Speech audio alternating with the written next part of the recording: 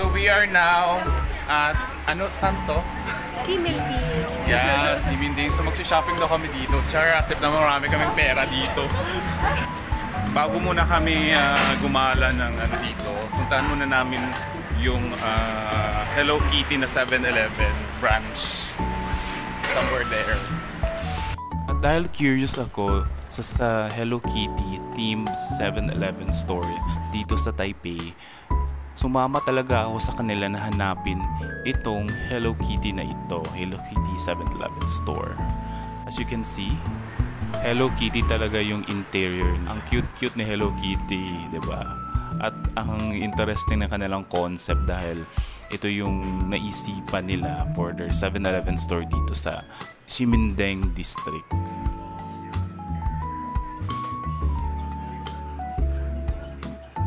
Meron din sila mga souvenir items for Hello Kitty characters.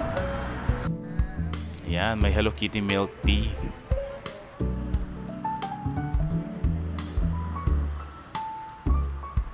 Basically, ang Simindeng district ay isang shopping and pop culture haven.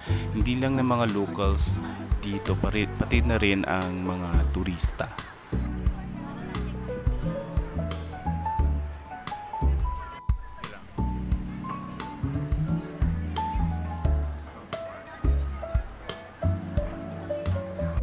Nahanap namin dito yung the famous LGBTQIA+ Rainbow Crossing. Diba? With me is Cathy. Diba? Siya yung may internet. Siya yung guide namin. So we're looking for the famous LGBTQIA+ Rainbow Crossing with the Hello Kitty milk tea from 7-Eleven Hello Kitty kanina. Siyempre, hindi ko to pinalagpas na makakross itong rainbow crossing nila.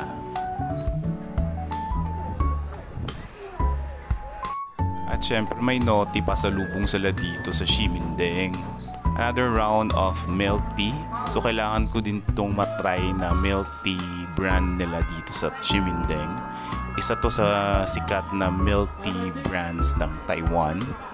So, nag-order ako ng brown sugar milk tea.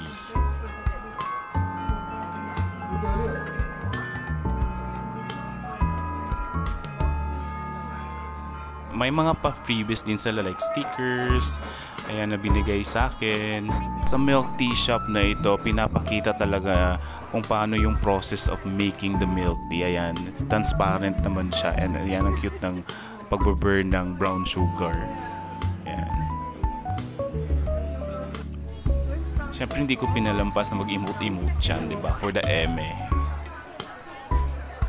Ayan, may mga pa-cosplay din sila dito. Siyempre hindi mawawala ang kain. So dinner muna kami. Ayan. Overwhelming dinner before kami alis ng Simindeng. Ayan, shabu-shabu. Ayan, gabi na kaming nakalabas sa aming kinainan. Ayan, marami pa ring tao.